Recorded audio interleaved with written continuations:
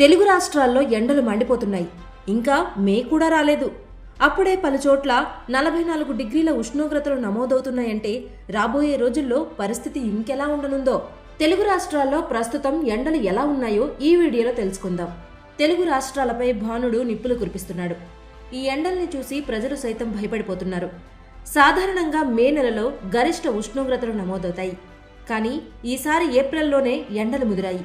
ఇండియాలో అత్యధిక ఉష్ణోగ్రతలు రాజస్థాన్ థార్ ఎడారి ప్రాంతంలో నమోదవుతుంటాయి. ఇక్కడ 50 డిగ్రీలకు పైగా ఉంటాయి. అయితే ఈ రికార్డును ఈసారి తెలుగు రాష్ట్రాలు బద్దలు కొడతాయా అనే స్థాయిలో టెంపరేచర్స్ నమోదవుతున్నాయి. ఎండలు వడగాలుల విషయంలో ఆంధ్రప్రదేశ్, తెలంగాణలు పోటీ పడుతున్నాయి. ఒక చోటకు మించి మరో చోట అత్యధిక ఉష్ణోగ్రతలు నమోదవుతున్నాయి. ఇవాళ ఏపీలో ఎండల తీవ్రత కొనసాగుతుందని విపత్తు నిర్వహణ సంస్థ హెచ్చరిస్తోంది. రాష్ట్రంలోని 51 మండలాల్లో తీవ్ర వడగాల్పులు, 49 మండలాల్లో వడగాలులు కొనసాగుతాయని ప్రకటించింది.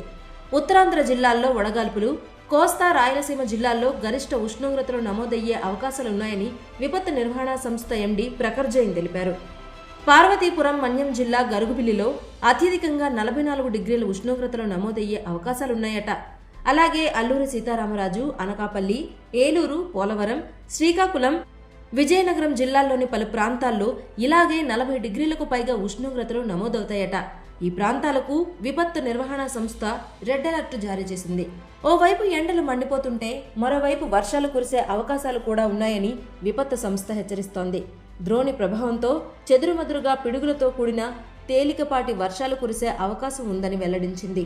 ఉరుములతో కూడిన వర్షం పడేటప్పుడు పొలాల్లో పనిచేసే రైతులు, పశువుల కాపర్లు చెట్ల కింద నిలబడరాదని హెచ్చరించింది. ఎండలు, పిడుగుల ప్రమాదం పొంచి ఉన్న నేపథ్యంలో ప్రజలు తగిన జాగ్రత్తలు తీసుకోవాలని సూచిస్తోంది. ఎండలు, అధిక ఉష్ణోగ్రతల విషయంలో తెలంగాణ కూడా ఏపీతో పోటీ పడుతోంది. ఇక్కడ కూడా పలు ప్రాంతాల్లో ఉష్ణోగ్రతలు 40 డిగ్రీలు దాటేశాయి. వడగాలులు కొనసాగుతున్నాయి. ముఖ్యంగా ఖమ్మం, మహబూబ్ నగర్, నిజామాబాద్, ఆదిలాబాద్, నల్గొండ, భద్రాచలం జిల్లాల్లో అత్యధిక ఉష్ణోగ్రతలు నమోదవుతున్నాయి. హైదరాబాద్లో కూడా 39 నుంచి 40 డిగ్రీల ఉష్ణోగ్రతలు నమోదవుతూ నగరవాసులకు ఉక్కిరి బిక్కిరి చేస్తున్నాయి.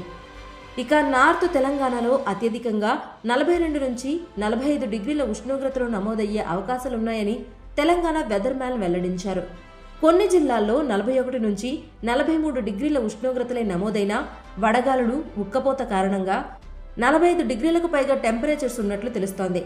తెలంగాణ వ్యాప్తంగా అత్యధిక ఉష్ణోగ్రతలు కొనసాగుతాయి కాబట్టి ప్రజలు అప్రమత్తంగా ఉండాలని వాతావరణ నిపుణులు సూచిస్తున్నారు.